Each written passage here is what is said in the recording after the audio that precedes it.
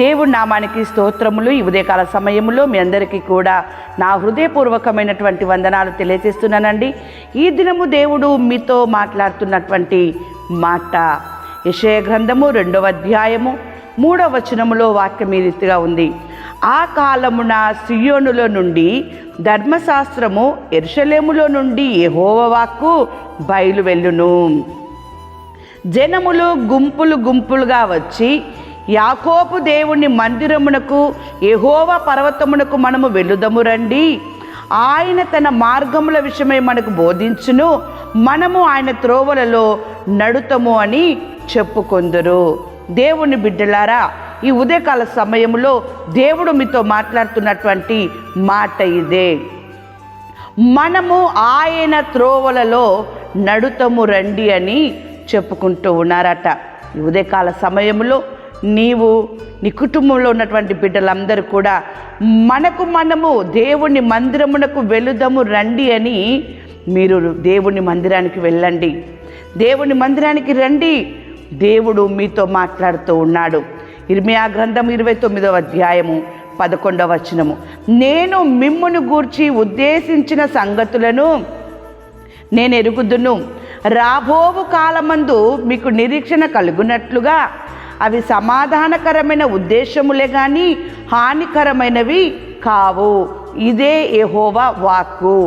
దేవుని మందిరమునకు మనము వెళ్ళుదము రండి అని నీవు, నీ కుటుంబము అనుకొని మీరు దేవుని మందిరమునకు బయలుదేరినప్పుడు రాబోవు కాలమందు జరగబోయేటటువంటి ఆశ్చర్యమైన అద్భుతమైన కార్యములు, నీవు ఎలా ఉండాలో, నీ కుటుంబం ఎలా ఉండాలో అనేటటువంటి మాటలని దేవుడు నీకు బోధిస్తాడు, వినిపింపజేస్తాడు. దేవుని బిడ్డలారా, అంతేకాదు వాక్యం సెలవిస్తూ ఉంది కదా, ఇక్కడ మలాకి గ్రంథము 3వ అధ్యాయము 10వ వచనము, నా మందిరములో ఆహారం ఉండునట్లు 10వ భాగం అంతయు మీరు నా మందిరముకు నిధిలోనికి తీసుకొని రండి.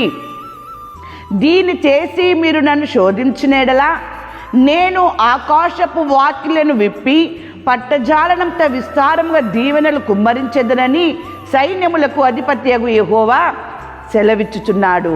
దేవుని బిడ్డలారా, ఆయన మందిరానికి మీరు వచ్చినప్పుడు రాబోవు కాలమందు మీకు నిరీక్షణ కలుగునట్లుగా అవి సమాధానకరమైన ఉద్దేశములే కానీ హానికరమైనవి కావు.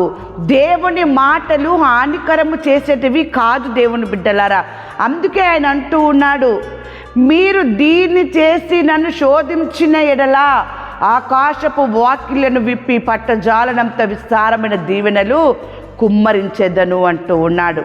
అంతేకాదు దేవుని వాక్యం సెలవిస్తూ ఉంది కదా, మలాకి గ్రంథము 3వ అధ్యాయము 8వ వచనములో, మానవుడు దేవుని యొద్ద దొంగిలునా, అయితే మీరు నా యొద్ద దొంగిలితిరి.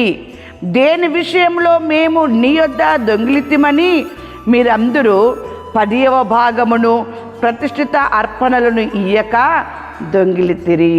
దేవుని బిడ్డలారా, దేవుని మందిరములో ఆహారము అనేది ఉండకుండా ఆహారమును దొంగిలించేటటువంటి విధముగా మీరు ఉంటూ ఉన్నారు.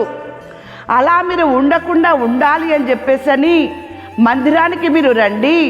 హానికరమైనటువంటి మాటలు కాదు, మీకు ప్రయోజనకరమైనవి, మీకు సమాధానకరమైనవి నేను మీకు బోధిస్తాను అని చెప్పేసని దేవుడు మీతో మాట్లాడుతూ ఉన్నాడు. ఈ ఉదయకాల సమయములో ఈ మాటల యందు నీవు విశ్వసించి నమ్మకము కలిగినటువంటి కుమారుడిగా, కుటుంబముగా మీరున్నట్లయితే మనము వెళ్ళుదము రండి అని మీ కుటుంబీకులతో చెప్పి కుటుంబ సమేతంగా దేవుని సన్నిధానానికి వచ్చి హృదయపూర్వకంగా ఆయన మాటలు విని హృదయపూర్వకముగా పూర్ణ బలముతో, పూర్ణ శక్తితో ఆయనను మీరు ఆరాధించినప్పుడు, ఆయన మాటలకి విధేయత చూపించినప్పుడు మీ జీవితంలో దేవుని యొక్క అద్భుతమైన కార్యమును చూస్తారు. దేవుని బిడ్డలారా, అద్భుతమైనటువంటి ఆశ్చర్యమైనటువంటి కార్యమును మీ జీవితంలో, మీ కుటుంబంలో ఆయన చేయబోతూ ఉన్నాడు.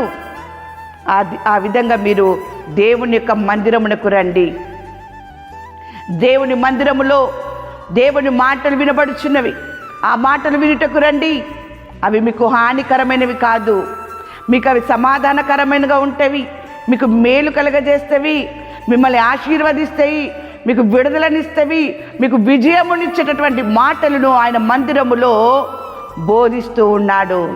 దేవుని బిడ్డలారా, దేవుని మాటలు వినుటకు త్వరపడి మీరు వచ్చినట్లయితే మీ జీవితంలో దేవుని యొక్క ఆశీర్వాదాన్ని మీరు చూస్తారు. దేవుని యొక్క వాక్యం సెలవిస్తూ ఉంది కదా, ఇక్కడ మలాకి గ్రంథము 3వ అధ్యాయము 11వ వచనములో, మీ పంటను తినివేయు పురుగులను నేను గద్దించెదను, అవి మీ భూమి పంటను నాశనము చెయ్యవు. ఎంత అద్భుతమైనటువంటి మాట దేవుడు ఈ ఉదయకాల సమయంలో మీకు వినిపింపజేస్తున్నాడు. మీ పంటను తినివేయు పురుగును. దేవుని బిడ్డలారా, పురుగు అంటే నీ జీవితాన్ని తినివేస్తున్న పురుగు కావచ్చు, నీ భవిష్యత్తును తినివేస్తున్నటువంటి పురుగు కావచ్చు, నీ కుటుంబంలో సమాధానము లేక ఆశీర్వాదము లేక తినివేస్తున్నటువంటి పురుగు కావచ్చు. మరి ఏ పురుగైనా సరే దేవుడు దానిని నాశనము చేస్తాడట, దాన్ని గద్దిస్తాడట. దేవుని గద్దింపుకు విన్నటువంటి పురుగు పారిపోతుంది, నాశనం అయిపోతుంది. దేవుని బిడ్డలారా, అలాంటి దేవుని బోధ వినుటకు మీరు వచ్చినట్లయితే మీకు మేలు కలుగుతూ ఉంది.